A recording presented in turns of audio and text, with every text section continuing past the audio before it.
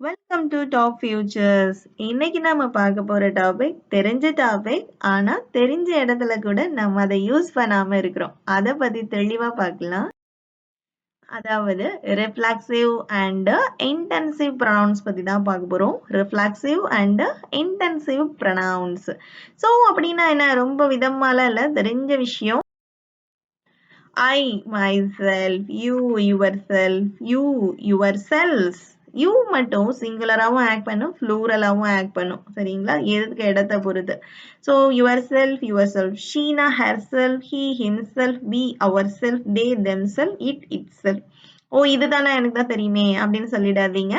கொஞ்சம் விரிவா உள்ள பார்க்கும்போது அதோட ரூல்ஸ், அதை நம்ம எங்க யூஸ் பண்ணணுங்கிறத தெளிவா அண்டர்ஸ்டாண்ட் பண்ணிக்கலாம். ஈஸியா நம்ம இதை யூஸ் பண்ணலாம், அடிக்கடி யூஸ் பண்ணுவீங்க. இப்போ நம்ம சொன்ன இந்த இன்டென்சிவ் அண்ட் ரிஃப்ளெக்சிவ் ப்ரொனவுன்ஸ் ஏ அப்படிங்கிற ஒரு சவுண்ட்ல முடியும். ஏ அப்படிங்கிற ஒரு சவுண்ட் என்ன செய்யுதுன்னா, நம்ம எதையோ ஒரு விஷயத்த எம்ஹசைஸ் பண்றோம், உயர்த்தி சொல்றோம் அப்படின்னு அர்த்தம்.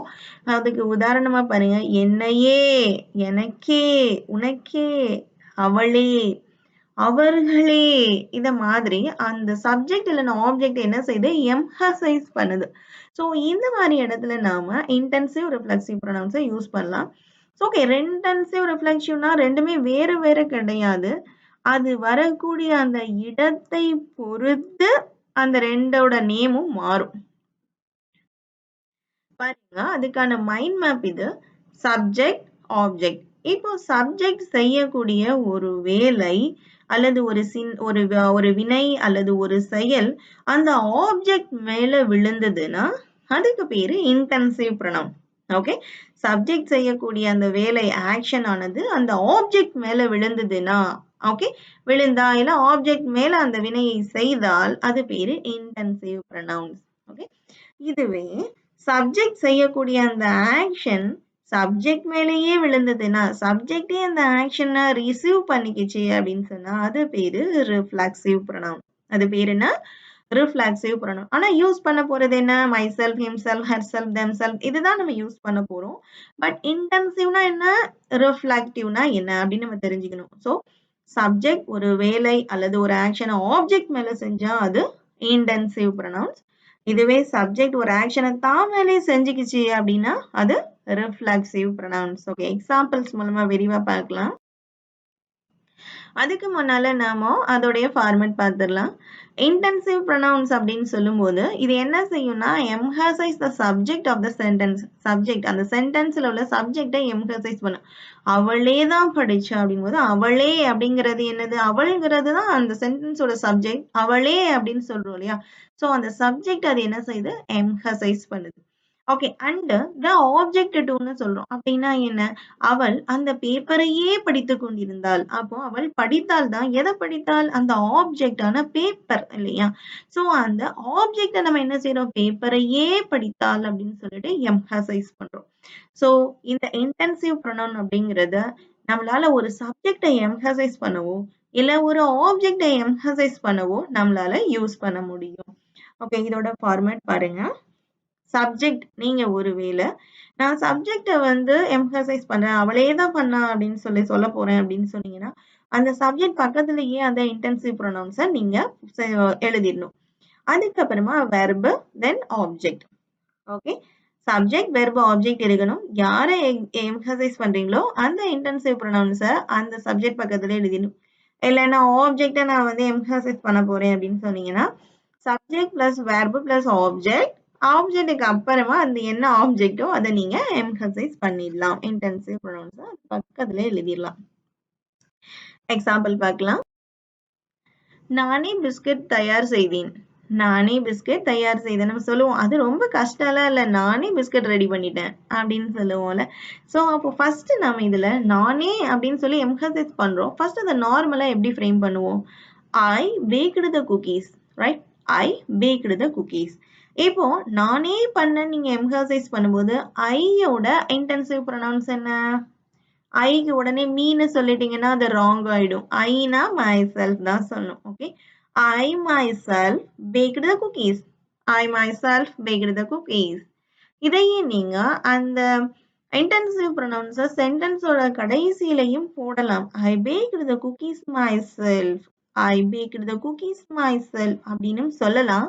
உங்களுக்கு கன்ஃபியூஸ் ஆகும் அப்படின்னு தோணுச்சுன்னா மச் பெட்டர் நீங்க அந்த இன்டென்சிவ் ப்ரொனவுன்ஸ சப்ஜெக்ட் பக்கத்திலேயே எழுதிடுங்க. நீங்க யார ஹைலைட் பண்ண போறீங்க, எம்பசைஸ் பண்ண போறீங்கன்னா, அந்த சப்ஜெக்ட் பக்கத்திலேயே எழுதிடுங்க. It's very easy for you. சில பேர் வந்து இப்படியும் சொல்லுவாங்க. I baked the cookies by myself அப்படின்னு சொல்லுவாங்க. அப்படியும் சொல்லிக்கலாம். ஒண்ணும் ப்ராப்ளம் இல்ல. பட் நீங்க நானே அப்படின்னு ஹைலைட் பண்ண இந்த மெத்தட ஃபாலோ பண்ணுங்க. ரொம்ப ஈஸியா இருக்கும். அடுத்து அவளே வெப்சைட் டிசைன் பண்ணிட்டா. அவளே வெப்சைட் டிசைன் பண்ணிட்டா. அவ வெறும் ருடிமெண்ட்ரி தான். ஆனா எப்படின்னு தெரியல. அவளே வெப்சைட் டிசைன் பண்ணிட்டா அப்படின்னு சொல்லுவோம்ல. சோ அப்போ சிம்பிளா சொல்லுங்க. She designed the website. இதுதான் சொல்லுவா. அவள் வெப்சைட் கிரியேட் செய்தாள், டிசைன் செய்தாள் அப்படின்னு சொல்லுவோம். அவளே அப்படிங்கும்போது ஷீயோட இன்டென்சிவ் ப்ரொனவுன்ஸ் என்ன? Very good. herself. ஷீனா என்ன? herself. She herself designed the website. She herself designed the website. எவ்வளவு ஈஸியா இருக்கு பாருங்க. நம்ம இதெல்லாம் யூஸ் பண்றோமா? சொல்லுங்க காமெண்ட்ல சொல்லுங்க. நம்ம யூஸ் பண்றோமா? இல்ல தானே. ரைட். இதுக்கப்புறம் நம்ம யூஸ் பண்ணணும். ஓகே நெக்ஸ்ட் அவர்களே இதை செய்து விட்டனர். அவர்களே இதை செய்து விட்டனர். நான் செய்யலாம்னு நினைச்சேன். ஆனா அதுக்கு முன்னாடி என்ன பண்ணிட்டாங்க? அவங்களே இதை செஞ்சு முடிச்சிட்டாங்க. அவர்களே. ஓகே சிம்பிளா எழுதுங்க. They did this. அவர்கள் இதை செய்தார்கள் அப்படின்னு நம்ம இங்க எழுதுறோம். அவர்கள் இதை செய்தார்கள். நம்ம ஒரு ஆச்சரியத்துல அவர்களே இதை செய்தார்கள். நான் போய் பார்க்கும்போதே எங்க வேலை எல்லாம் முடிஞ்சிச்சு. அப்போ தேவோட இன்டென்சிவ் ப்ரொனவுன்ஸ் என்ன? Right themselves because they is a plural இல்லையா? so themselves. They themselves did this. They themselves did this. எவ்வளவு ஈஸியா இருக்கு பாருங்க. நம்மளோட ஆச்சரியத்தை வெளிப்படுத்தும் போது இந்த மாதிரியான இன்டென்சிவ் ப்ரொனவுன்ஸ அழகா யூஸ் பண்ணுங்க. ரொம்ப ஸ்போக்கன் எம்ஃபசைஸா இருக்கும். அடுத்து இவ்வளவு நேரம் வந்துட்டு நம்ம சப்ஜெக்டை எம்ஃபசைஸ் பண்ணி பார்த்துட்டோமா? சோ இப்போ ஆப்ஜெக்டை எம்ஃபசைஸ் பண்ணி பார்க்கலாம். நீ அங்கேயே இரு. நீ அங்கேயே இரு. நான் நீ அப்படிங்கிற சப்ஜெக்டை நான் எம்ஃபசைஸ் பண்ணல. பட் இரு அப்படிங்கிறது வெர்பு. எங்க இருக்க சொல்றோம்? அங்கேயே. அங்கேனா என்ன? தேர். ஓகேவா? அந்த தேர்ன்ற அந்த ஆப்ஜெக்டை நான் எம்ஃபசைஸ் பண்றேன். ஸோ சிம்பிளா சொல்லும்போது யூ பி தேர். நீ அங்க இரு. இதோட மீனிங் என்ன? யூ பி தேர்னா நீ அங்க இரு. நம்ம சொல்றோம் ஏய் எங்கேயும் போயிடாத அங்கேயே இரு. நான் வித்தின் 5 minutes நான் வந்துடுறேன் அப்படின்னு சொல்லுவோம்ல. ஸோ அத ரொம்ப எம்ஃபசைஸா சொல்லும்போது you be there itself. You be there itself. இங்க பாருங்க ஆப்ஜெக்ட் எது? தேர். ஓகேவா? தேர்ங்கிறது என்ன? இட்ல தானே வரும். சோ இட் அப்படிங்கறதோடைய இன்டென்சிவ் ப்ரொனவுன்ஸ் என்னது? இட்செல்ஃப். சோ ஆப்ஜெக்ட்டுக்கு பக்கத்திலேயே நீங்க எழுதிடணும். ஆப்ஜெக்ட்டுக்கு பக்கத்திலே எழுதிடணும். அதனாலதான் சொன்னேன் நீங்க சப்ஜெக்டை எம்ஃபசைஸ் பண்ண போறீங்கன்னா சப்ஜெக்ட் பக்கத்திலேயே இன்டென்சிவ் போட்டுடுங்க. அப்பதான் கன்ஃபியூஸ் இல்லாம இருக்கும். இங்க பாத்தீங்களா நம்ம ஆப்ஜெக்ட் எம்ஃபசைஸ் பண்ணும்போது நம்ம என்ன பண்றோம்? ஆப்ஜெக்ட் பக்கத்துல இன்டென்சிவ் ப்ரொனவுன்ஸ போடுறோமா? சோ கன்ஃபியூஸ் ஆகாம இருக்கணும்னா நீங்க யார ஹைலைட் பண்ண போறீங்களோ அவங்க பக்கத்திலேயே இன்டென்சிவ் ப்ரொனவுன்ஸா எழுதிடுங்க. Okay? You be there itself. You be there itself. நீ அங்கேயே இரு. சரிங்களா? அடுத்து அவர்கள் செய்த தவறுக்கு மேலாளரையே குற்றம் சாட்டினர். பாருங்க அவர்கள் செய்த தவறுக்கு மேலாளர்னா மேனேஜர். மேனேஜரையே குற்றம் சாட்டினார். அந்த இடத்துல மேனேஜரையே அப்படின்னு சொல்லிட்டு எம்ஃபசைஸ் பண்றோம். சோ சிம்பிளா எழுதும்போது குற்றம் சாட்டுதலுக்கு பிளேம்னு சொல்லுவோமா? So they blamed the manager for their error. Okay, they blamed the manager for their error. Okay, இந்த இடத்துல மேலாளர் அப்படிங்கிற மேனேஜர் மேலாவும் இருக்கலாம், ஃபீமேலாவும் இருக்கலாம். நான் மேல் அப்படின்னு நான் எடுத்துட்டு நான் himself போடுறேன். Okay, they blamed the manager himself for their error. They blamed the manager himself for their error. எவ்வளவு ஈஸியா இருக்கு பாருங்க. இந்த இடத்துல they அப்படிங்கிறது சப்ஜெக்ட், blame குற்றம் சாட்டுதல், குறை சொல்லுதல் அப்படிங்கிறது தான் வெர்ப். அதோடைய ஆப்ஜெக்ட் யாரு? சப்ஜெக்ட் வெர்ப் ஆப்ஜெக்ட் தானே. ஆப்ஜெக்ட் யாரு? மேனேஜர். ஓகே மேனேஜர் நான் ஆப்ஜெக்டை எம்ஃபசைஸ் பண்ணதுனால மேனேஜரை வந்து நான் மேல் எடுத்ததுனால himself எழுதிட்டேன். அதுக்கப்புறம் நீங்க ரீசன் கொடுத்துக்கலாம். ஃபார் எதுக்கு? திஸ் தியர் எரருக்கு அப்படின்னு சொல்லிட்டு. ஸோ ரொம்ப ஈஸி. எதை நீங்க எம்ஃபசைஸ் பண்றீங்களோ அதோட இன்டென்சிவ் ப்ரொனவுன்ஸ் அது பக்கத்துல எழுதிடுங்க. நாய் நாய் பிடிக்க வந்தவரையே கடிச்சிருச்சு. எங்க பாருங்க, டாக், நாய்ங்கிறது இங்க சப்ஜெக்ட். நாய் பிடிக்க வந்தவரையே அந்த இடத்துல யாரு கேட்ச் பண்ண வந்தாங்களோ அவங்கள எம்பசைஸ் பண்றோம். ஓகே, கடிச்சிருச்சு அப்படின்னு சொல்ல, கடிச்சிருச்சுங்கிறது இங்க வெர்ப். ஓகேவா? சோ இத சிம்பிளா எழுதலாம். தி டாக் அட்டாக்டு தி, நாய் பிடிக்க வந்தவங்களுக்கு பேரு அனிமல் கண்ட்ரோல் ஆபீசர்ஸ்னு சிம்பிளா நம்ம இதெல்லாம், இது வந்து காமன் வேர்ட்ஸ், எல்லாரும் இப்படிதான் யூஸ் பண்ணுவாங்க. The dog attacked the animal control officer. இதுனா என்ன? நாய் பிடிக்க வந்தவரை கடித்தது அப்படிங்கிறது சென்டென்ஸ். நாம என்ன சொல்ல வரோம்? வந்தவரையே அப்படின்னு எம்பசைஸ் பண்றோம். அதாவது டைரக்டா அதுல அஃபெக்ட் ஆன ஒரு பர்சனை ஹைலைட் பண்ணி பேசுறோம் இல்லையா? சோ அப்போ the dog attacked the animal control officer himself. இந்த இடத்துல மேல நான் எடுத்திருக்கேன், அதனால நான் ஹிம்செல்ஃப் போட்டிருக்கேன். சோ இப்போ ஆப்ஜெக்ட் இந்த மாதிரியான ஜெனரல் ஃபார்மேட்ல வரும்போது நீங்க இருக்கிற அந்த சுச்சுவேஷன்ல உங்க மேலா ஃபீமேலா அப்படிங்கறத பொறுத்து நீங்க அதுக்கு ஏத்த இன்டென்சிவ் ப்ரொனவுன்ஸை நீங்க யூஸ் பண்ணலாம். Okay, the dog attacked the animal control officer himself. வந்தவரையே கடிச்சிருச்சு. அடுத்து, அவங்க பில்டிங்கையே பார்த்துட்டு இருந்தாங்க. எவ்வளவு உயரமா இருக்குன்னு பாருங்க. அவங்க அப்படிங்கிறது சப்ஜெக்ட், பார்த்துட்டு இருந்தாங்க அப்படிங்கிறது அந்த இடத்துல வெர்ப் ஆயிடுது. எதை பார்த்துட்டு இருந்தாங்க? பில்டிங்க. அப்போ சப்ஜெக்ட் வெர்பு, பில்டிங் என்னவாகுது? ஆப்ஜெக்டா மாறுது. சோ நான் ஆப்ஜெக்ட் தான் நான் எம்பசைஸ் பண்ணேன். பில்டிங்கையே பார்த்துட்டு இருந்தாங்க அப்படின்னு சொல்ல போறேன். சோ அப்ப சிம்பிளா எழுதுங்க. they saw building, they saw building. How very high it was, how very high it was. Okay, இப்போ building அப்படிங்கிறது என்னது? அது he, she, it, they, them எதுல வரும்? Absolutely right, building itல தான் வரும். So அப்ப itோட intensive pronoun itself. Good. அப்ப இந்த sentence they saw that biggest building itself, biggest building itself, and how very high it was, and how very high it was. ரொம்ப ஈஸியா இருக்கும்ல. நம்ம நிறைய இடத்துல நம்ம நார்மலா பேசும்போது இந்த மாதிரி ஏ அப்படிங்கிற சவுண்டோட இன்டென்சிவ் ரிஃப்ளெக்சிவ் ப்ரொனவுன்ஸ் யூஸ் பண்ற மாதிரி தான் பேசுவோம். ஆனா அது நார்மல் சென்டென்ஸா தான் இங்கிலீஷ்ல ஃப்ரேம் பண்ணுவோம். ஸோ இதுக்கப்புறம் நம்ம கண்டிப்பா இந்த ரிஃப்ளெக்சிவ் இன்டென்சிவ் ப்ரொனவுன்ஸை ஸ்போக்கன்ல யூஸ் பண்ணணும். இப்போ உங்களுக்கான குயிஸ். துப்பறியும் நபர் சந்தேகப்பட்டவரையே விசாரித்தார். துப்பறியும் நபர் சந்தேகப்பட்டவரையே விசாரித்தார். இதுல சப்ஜெக்ட் நான் அப்புறம் எம்பசைஸ் பண்ணியிருக்கேன்னா இல்ல ஆப்ஜெக்ட் எம்பசைஸ் ஆயிருக்கா அப்படின்னு காமெண்ட்ல சொல்லுங்க.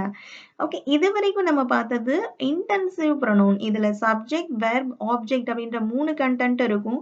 நமக்கு வேணும்னா சப்ஜெக்டை எம்பசைஸ் பண்ணலாம், வேணும்னா நம்ம ஆப்ஜெக்டையும் எம்பசைஸ் பண்ணலாம் இல்லையா? சோ இதுக்கப்புறம் நம்ம பார்க்க போறது ரிஃப்ளெக்சிவ் ப்ரொனவுன். ரிஃப்ளெக்சிவ் ப்ரொனவுன்னா என்ன? சோ நம்ம சொன்ன மாதிரியே சப்ஜெக்ட் தான் பண்ணக்கூடிய வேலையை தான் மேலேயே செஞ்சுக்கும் அப்படின்னு சொன்னோமா? சோ எங்க ஆப்ஜெக்ட் இருக்காது. ஏன்னா ஆப்ஜெக்டே ஆப்ஜெக்ட் யாரா இருப்பாங்க? சப்ஜெக்டாகவே இருக்கும். So subject is also the receiver of the action, receiver of the action. So இதோட ஃபார்மேட் நோட் பண்ணிக்கலாம். Subject plus verb plus reflexive pronoun, reflexive pronoun. Okay, example, நான் என்னையே காயப்படுத்தினேன். பாருங்க, நான் இஸ் a subject. என்னையே காயப்படுத்தினேன். காயப்படுத்துதல்ங்கிறது வெர்பு. ஆப்ஜெக்ட் இருக்காங்களா? இல்ல. அதுதான் என்னையே. சப்ஜெக்டையே என்ன பண்ணிக்கிட்டு? சப்ஜெக்ட் காயப்படுத்திக்கிச்சு இல்லைங்களா? சோ இந்த இடத்துல ஆக்ஷனை மறுபடியும் சப்ஜெக்டே என்ன செய்யுது? ரிசீவ் பண்ணிக்குது. சோ அப்ப இந்த சென்டென்ஸை காயப்படுத்துறத நம்ம ஹர்ட் பண்றதுன்னு எடுத்துக்கலாம். நான் அப்படிங்கிற சப்ஜெக்ட்டுக்கு ஐ ஹர்ட். ஐக்கு என்ன மீ போடணுமா? நிறைய பேர் மீ போடுவாங்க. சோ இனிமே மீ எல்லாம் போடக்கூடாது. ஓகே, நான் என்னையே அப்படின்னு சொல்லும் போது என்ன செய்யணும்? My self. I heard my self, I heard my self. Next, அவன் சேவ் பண்ணும்போது தன்னை தானே வெட்டிக்கிட்டான். அவன் சேவ் பண்ணும்போது என்ன ஆகுச்சு? லைட்டா பிளேட் பட்டுருச்சு. என்ன செய்யலாம்? அவன் அப்படிங்கிறது சப்ஜெக்ட், வெட்டிக்கிட்டான் அப்படின்னு சொல்றது வந்து வெர்பா இருக்கும். எதை வெட்டிக்கிட்டாரு? சொல்லுங்க, எதை வெட்டிக்கிட்டாரு? அவராவே வெட்டிக்கிட்டாரு. அப்ப அந்த சப்ஜெக்ட் தான் செஞ்ச செயல், அந்த கட் அப்படிங்கிற ஒரு செயலை அந்த சப்ஜெக்ட் மேலேயே செஞ்சுக்கிச்சு அப்படின்னா இது பேரு தான் ரிஃப்ளெக்சிவ் ப்ரொனவுன். ஓகே, இது பேர் என்ன? Reflexive pronoun. So he cut himself while shaving, he cut himself while shaving. he subject, cut verb, அதுக்கப்புறம் நம்ம reflexive pronoun போட்டுடணும். he ஓட reflexive pronoun என்ன சொல்லுங்க himself. very good. he னா himself. எப்ப பண்ணச்சாங்க while save பண்ணும்போது. next அவளுக்கே ஒரு புது ட்ரெஸ் வாங்கிக்கிட்டா. அவளுக்கே ஒரு புது ட்ரெஸ் வாங்கிக்கிட்டா. அப்ப அவள் அப்படின்றது சப்ஜெக்டா இருக்கும். வாங்குதல் புது ட்ரெஸ் வாங்கியிருக்காங்க. அப்ப வாங்குதல்ங்கிறது இங்க வெர்பு. என்ன வாங்குனாங்க எதுக்கு வாங்குனாங்க யாருக்கு வாங்குனாங்க அவங்களுக்கே வாங்கிக்கிட்டாங்க. அப்போ அந்த ஆக்ஷனை ரிசீவ் பண்ணது subject. So she bought herself a new dress. she bought herself a new dress. Okay, இதே மாதிரி உங்களுடைய ஸ்போக்கன்லையும் இந்த ரிஃப்ளெக்சிவ் அண்ட் இன்டென்சிவ் ப்ரொனவுன்ஸை எவ்ரிடே ப்ராக்டிஸ் பண்ணுங்க. நீங்களே ஒரு கணம் யோசிச்சு பாருங்க. உங்க எவ்ரிடே ப்ராக்டிஸ்ல தமிழ்ல பேசும்போது நிறைய தடவை இந்த ஏ அப்படிங்கிற ஒரு சவுண்டோட ப்ரொனவுன்ஸ் பண்ணுவீங்க. பரவாயில்ல, ஒன்ஸ் ப்ரொனவுன்ஸ் பண்ணால நெக்ஸ்ட் அதை உடனேயே இதெல்லாம் யூஸ் பண்ணி ட்ரை பண்ணுங்க. உங்களுக்காக இங்க ஒரு சில சென்டென்ஸ் கொடுத்துருக்கேன். இதை ரீட் பண்ணி இதுல என்ன சொல்லியிருக்காங்கன்னு அண்டர்ஸ்டாண்ட் பண்ணிட்டா நீங்க உங்களுக்கு நீங்களா நிறைய சென்டென்ஸ் கிரியேட் பண்ணுங்க. டெய்லி ஸ்போக்கன்ல யூஸ் பண்ணி உங்க ஸ்போக்கனை இம்ப்ரூவ் பண்ணுங்க. தேங்க்யூ.